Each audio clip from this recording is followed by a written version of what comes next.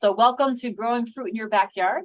My name is Susan Njai, and I'm the community horticulture educator, and I'm the leader of the Master Gardener Volunteer Program. And today I am joined with Cecilia Lillard, one of our Master Gardener volunteers. And we're going to be talking all about growing fruit in your backyard. So before we get into the specifics, it's really important to just know right plant, right place, right? Growing fruit is something that you can do, but you got to have the space for it. You got to have the sunlight, the soil, all those things have to kind of sync. So when looking at space, we're going to go over how much space each of these plants need. Height, width are all really important, and also number of plants. If you need multiple plants, make sure you have that space, or you're not going to get the fruit that you're looking for. Also, most of these plants need full sun. There's a few that can deal with partial shade, but if you have a very shady area, this fruit might not be what you're looking to grow. Also, moisture, not only, when you plant a plant, you always need to water it. Well, with larger plants like trees, you're going to have to water it for several years, especially if we have a very dry spell. So make sure that wherever you're planting these things, they have access to water, whether you're willing to carry the watering cans or you can use a hose to water them. Sprinklers are usually not the best way to water a lot of these plants because the moisture on the leaves can cause more disease problems. And then with soil testing, before planting anything, especially, something that you're really investing like a tree or some berries, it's really important to get your soil tested just to check out what's going on. Especially we'll talk more about, blueberries in particular really like an acidic pH. So you want to make sure you have all those requirements before you can get your plants. So moving on, Cecilia is going to talk to you all about tree fruit. Take it away, Cecilia. All right, thank you, Susan. We're going to do all the popular tree fruits, and we're going to start with apple. You need a lot of space in general for trees. So you're going to need at least 24 feet probably between the plants, 13 feet between the rows. It takes a while for them to get started, 3 to 5 years. And the maintenance is high. That's true for all the tree fruits. You need to prune. We have a picture of what apple trees naturally look like on the left and what an orchard does. So it's a lot of pruning. You have to scout for pests and diseases. You have to spray or else you're not going to get a good crop, and you have to thin. They're very high maintenance. The most common diseases are apple scab, cedar apple rust, fire blight, sooty blotch, and fly speck. Apple scab is fungal. There's a lot of it this year. It grows anywhere apples grow, and you can't use the apples. You have to spray for that. The next one, cedar apple rust. It requires 2 hosts, apple trees and cedar trees. The spores are released from the cedar tree onto the apple and back again, and you have to eradicate all the cedar trees within a mile radius to prevent it. So that's not feasible. That's another one you have to spray to manage. And then fire blight, that's bacterial instead of fungal. Very characteristic, they form a hook and they will die. And years like this year, where it's very warm and wet, there's a lot of that going around, and they can kill your trees as well. And sooty blotch and fly speck, they're fungal.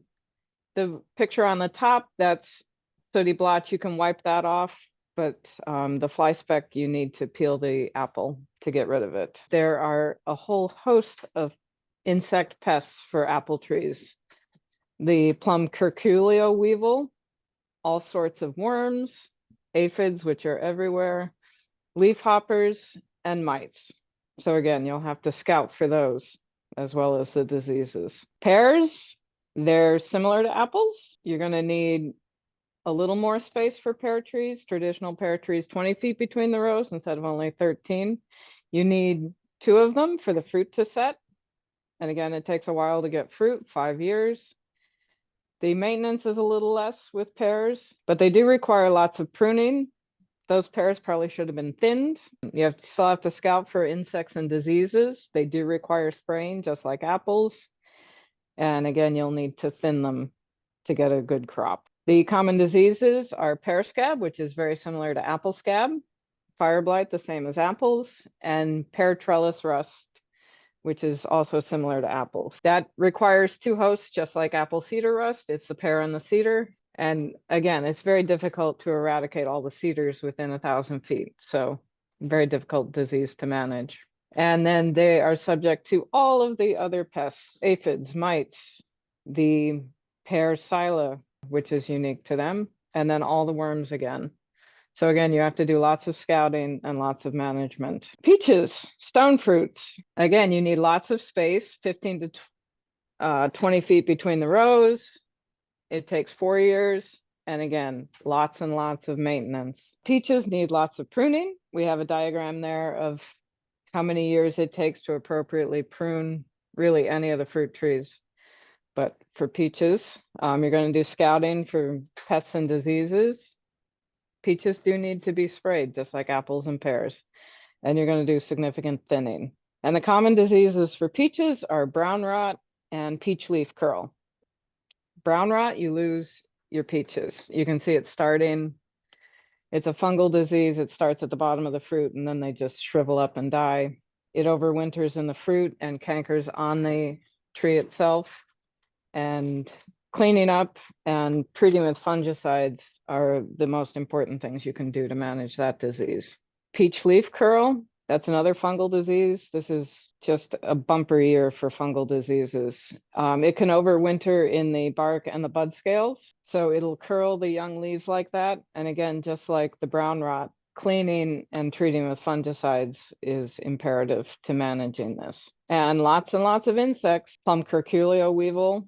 I've had those on the one peach tree I had that no longer exists. Lots of worms, peach borers, Japanese beetles, and scale. Scale's very hard to get rid of. Cherry trees, again, large. You need a lot of space, 24 to 30 feet between them.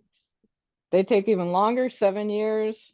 And just like all the tree fruits, lots of maintenance involved. Pruning and training, just like any fruit tree, you have to scout for pests and diseases.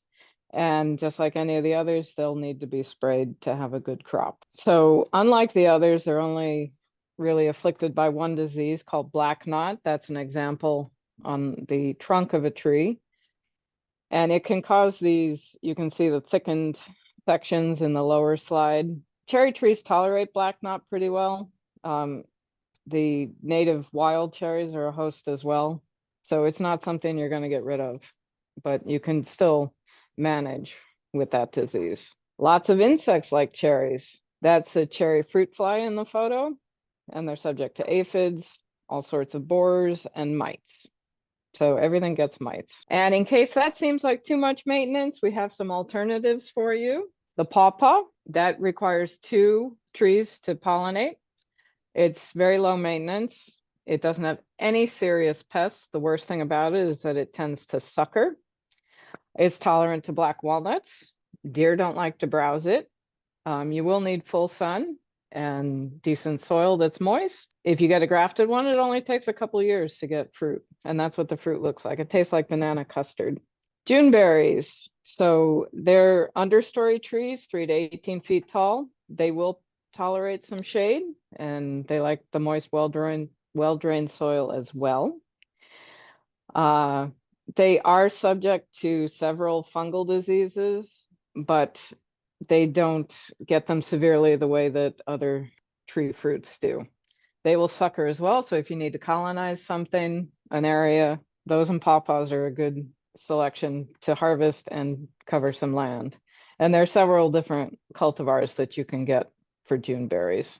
And Cornelian Cherry, if you like to make jams and tarts, these are a tart cherry. They're in the dogwood family, Cornus moss. They too are an understory tree, so they will tolerate full sun or part shade. Grafted, you get fruit in 1 to 2 years, and there are no serious pests or diseases for them. And like I said, if you like to preserve the fruit, they're a wonderful alternative to the high maintenance sweet cherries. Thank you so much, Cecilia. So now I'm going to talk a little bit about some smaller fruit. So we're going to start with blueberries. Blueberries I added in here soil pH. Blueberries are pretty particular about that. They really need a soil pH of about 4.5, which is pretty acidic. They can tolerate as low as 3.8 or as high as 5.5. So getting your soil tested before you plant blueberries is imperative. You're probably going to have to acidify it somehow. There are different ways of doing that, but if you don't acidify it, it has nutrient imbalances and really does not do well. They stay pretty short. They can be planted pretty close together. You do need 2 or more varieties for larger fruit. They will self-pollinate, but if you're looking for a good fruit crop, you should definitely invest in getting at least 2 varieties. And fruit production comes in 3 to 6 years, depending on the size of the plant you get and all of that. Depending on what varieties you get, depends when they fruit. They can fruit as in July all the way through September, and the maintenance is pretty low in terms of, except for acidifying the soil, which I think might be the most difficult thing about growing blueberries. So all your yearly maintenance is pruning and scouting. And pruning is also pretty minimal. There are no significant diseases, but there are a few insect pests. Japanese beetles, everyone's favorite. You know, Japanese beetles feed on basically everything. If you do have a bad Japanese beetle year, they will completely skeletonize your leaves, as seen here. And they also will feed on the flowers and the fruits as well. So Japanese beetles, you can do some exclusion. Spraying them isn't really helpful because they just fly away. They're usually not affected by it. Do not put up traps. That just encourages more of them to come to your yard. And then they have this spotted-winged Drosophila. This is an invasive species, came earlier this 21st century. It's a vinegar fly, it's one of those Drosophila. Here's a picture of it. It's called the spotted wing because the males have a 1 spot on each of their wings. This is an invasive species. All of our native Drosophilas, they only lay their eggs in rotting fruit, but the females have a really sharp egg laying device, so they can cut through unripened fruit and lay their eggs. And you can see here at the top picture, we have some maggots in a raspberry, and here is a maggot in the blueberry below. It's really hard to control them. You know, removing rotting fruit and other breeding grounds is one way. You can also just ignore them and just eat your fruit as is. If you put your fruit in salt water, they'll come out and rise to the surface. That would be able to remove it. I wouldn't recommend that because you might not want to eat any of your fruit ever again. But if you've eaten any homegrown small fruits, you've probably eaten them and it wasn't a big deal. So I would just recommend kind of dealing with it. Moving on to the brambles. So there's lots of different brambles. The first thing I want to do is to help you understand the difference. How do you know if it's a raspberry or blackberry? Because there are black raspberries. And the easiest way to do that is brambles are drupelets. That's what their fruit is called. I guess drupes, and the little things are drupelets. So if you pull the fruit off and the receptacle remains on the plant, it is a raspberry. If the receptacle remains inside the fruit, it is a blackberry. So that's a really easy way to distinguish if there's fruit on the plant, which one is which. So let's talk about raspberries. They're my favorite, so that's why we're starting with them. So they, if you don't prune them, they can get really big, but you want to usually keep them 3 to 5 feet.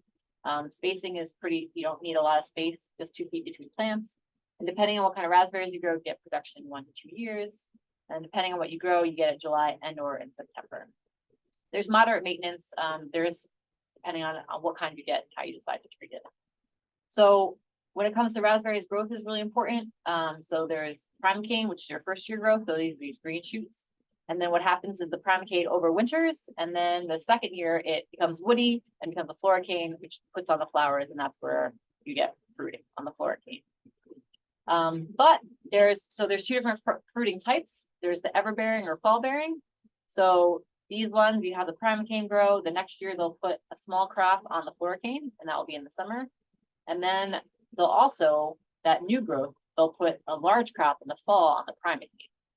So a really great thing to do with this, that first crop in the summer, it's very small. And what you can do for maintenance reasons is you can just mow them down to a few inches above the soil in the fall, because then next fall you'll just get the one harvest, but it will be big, and you don't have to trellis them, you don't have to prune them, you just mow them down. So that's easy. If you want easy maintenance raspberries, you should go for the everbearing. The summer bearing ones only produce fruit on the floricane, so that's that second year growth. So those ones are going to take, you'll have to trellis them, and there's more maintenance involved with those. So yearly maintenance trellising, if you're doing the summer bearing ones, pruning and training. So if you're doing the fall bearing, you just mow them down. If you're doing the summer bearing, then you might have to do some other pruning. You have to take out the floricanes every year. And then scouting for pests is really imperative. Luckily with raspberries, if you have big issues, you can just take the canes out.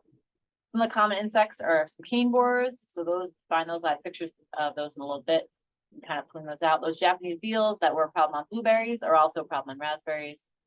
Depending on the year, depending on how many you're going to get. If you only have a small planting, you maybe could put some netting up, but besides that, it's pretty hard to keep them off. They really do love raspberries. And then that spotted Drosophila, so you're gonna have maggots in your raspberries as well. Something that most people just kind of live with. Some common diseases, gray mold, the fruit kind of just rots on the vine or on the canes. This is orange rust. Luckily, that's only a problem in black raspberries. So if you have red raspberries, it's not an issue. And then stem cankers. Here we have blackberries, so very similar to raspberries. 2 feet between plants. Those canes can get really, really long luscious fruit in them. And they take 2 years to produce, although I believe that there are some new varieties that will fruit on the prima cane. So depending on what, when you're buying, look for a cultivar that fruits on the prima cane if you want to have less maintenance. So 2 growth types, they're thornless and trailing. Those ones you have to trellis, and then they're thorny and erect.